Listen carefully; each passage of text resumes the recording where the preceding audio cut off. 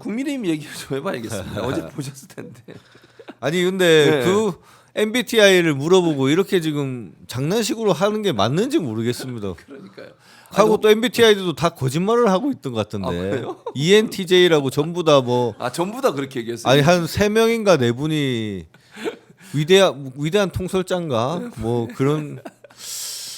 네, 특히 안철수 후보가 E라고 네. 하는데 저는 안철수 후보는 누가 봐도 I인데 그것을 본인이 뭐 외향적인 사람이라고 외향적인 하길래 사람이라고. 저는 너무 짜고 나온 거 아닌가 좀 그런 생각도 들었고 또 한동훈 대표에 대해서 깜짝 놀란 게 홍준표 네, 보셨죠, 그거. 시장이 좀 저도 통쾌하긴 하긴 했는데 참 정치가 너무 타락한 게 아닌가 싶습니다. 그러니까 진짜. 일반적으로 뭐 네. 소문이 있었어도 대놓고 말을 못 하잖아요. 네. 근데 그냥 이거 무슨 뭐 자기들끼리 경제하는데 뭐 키높이 구두를 키높이, 외신 머리 얘기 뭐 아니 이게 생머리냐라는 게 네. 질의였는데 홍준표 대표는 또 그것도 뭔지도 모르고 생머리냐고 또 이래 질문하고 뭐 보정 속옷을 입었네. 보정소 또 무슨 말이에요. 아이고 참 진짜. 그냥 예. 웃고 싶으면 네. 보시면 될 것 같습니다. 알겠습니다. 뭐 우울하고 아니 이러실 그게 때 비교되지 않습니까? 민주당은 정말 정책 경쟁하고 경선 과정에서 정말 어떻게 맞습니다. 네. 국민들의 마음을 얻을 수 있을까 이걸 노력한다면 이 사람들은 네거티브하고 서로 공격하고 맞습니다. 나경원 의원도 지금 한동훈 후보 떨어뜨린다는 거 아니에요? 네, 그래서 아직도 계엄 관련해서 네. 뭐 계엄이 맞니 안 맞니 그 얘기하고 있고 뭐 네, 탄핵이 네. 맞니 안 맞니 지금 이미 다 국민들은 다 판단이 끝난 당연하죠. 내용을 가지고서 왈가왈부하는 것 자체가 말이 안 된다고 생각되고 예.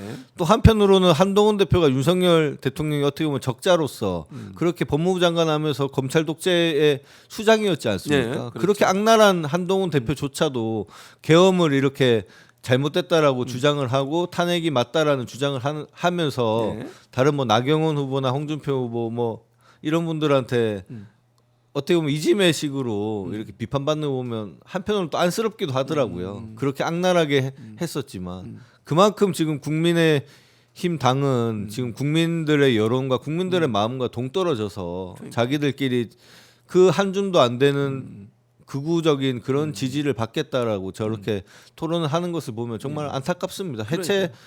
조만간 정말 해체하고 보수 진영이 새로 꾸려지는 것만이 정말 우리 대한민국 발전을 위해서 필요하지 않을까 그렇게 생각이 듭니다. 그러니까요. 그래서 사실은 뭐 언론에서 그렇게 얘기하잖아요. 8명이 나오니까 뭐 흥행이 잘 되고 어쩌고 근데 그게 전혀 아니 흥행이 아니라 더 망가지고 있어요. 거의 뭐 코미디 수준이라고 보고요. 봉숭아학당이 네, 나오고. 아이고 참 그래서 웃기고 유치해가지고 정말 재밌게 봤습니다. 저는. 아무튼 재밌었다. 근데 김동완 의원은 개인적으로 4명 중에 누가 들어갈 걸로 전망하세요? 일단 뭐 여론조사나 이런 것을 보면 네. 뭐 홍준표 후보나 김문수 후보 같은 경우에는 뭐 저는 당이 들어갈 들어갈 거라고 것 보고요. 그 다음에 한동훈 후보냐 나경원 후보냐 아니면 네. 안철수 후보냐인데 3명 중에. 제가 볼 때는 나경원 후보가 올라가고 그래요? 그 다음에 이제 한동훈 후보 정도 올라가지 않을까 이렇게 생각됩니다. 네. 어차피 지금 뭐 국힘이나 이렇게 지지율이나 여론조사를 보면 예. 극우 진영이 지금 국힘을 장악했다. 거의 그래서 그렇다고 거의 볼수 뭐 있죠. 네. 김문수 후보가 1위를 독보적인 1위를 달리고 있었고 그 다음에 뭐 지금 홍준표 후보도 극우의 메시지를 꾸준히 내고 있지 않습니까? 예. 이런 것을 보면 나경원 후보가 지금은 좀 뒤처져 있지만 결국 예. 은 나경원 후보도 올라오고 마지막은 그나마 이제 한동훈 후보가 좀 다른 색깔을 내는 척을 하고 있기 때문에 한동훈 후보 정도를 올리지 않을까 이렇게 좀 예상합니다. 지금 아까 이제 MBTI 얘기하셨으니까 지금 보니까 이철우 후보가 ESFJ 사교적인 외교관이다. 나경원 ENFJ 정의로운 해결사다. 홍준표 ESTJ 엄격한 관리자. 그다음에 한동훈 ENTJ 대담한 통솔자. 뭐 이렇게 다 이제 여기 네네네. 4명에 대해서 나왔고 박찬대 원내대표 권한대행 지금 대표 권한대행이 민주당만 있는 국민의힘 경선 토론에 한심하다. 네. 후보 내지 마라 이렇게 얘기를 하셨고 출마설 연기 피우는 한덕수 대선 불출마 선언해라 이런 얘기를 하셨네요. 뭐 이게 지금 뭐 박찬대 원내대표 말이 뭐 맞는 말이죠. 경선 토론에 보니까 한심하다. 네. 후보 낼 생각도 하지 마라. 동의하시는 거죠? 당연히 후보 낼 자격이 없다라고 보고요. 후보 낼 자격도 없지만 차라리 이렇게 후보를 내고 그냥 저는 사라졌으면 좋겠습니다.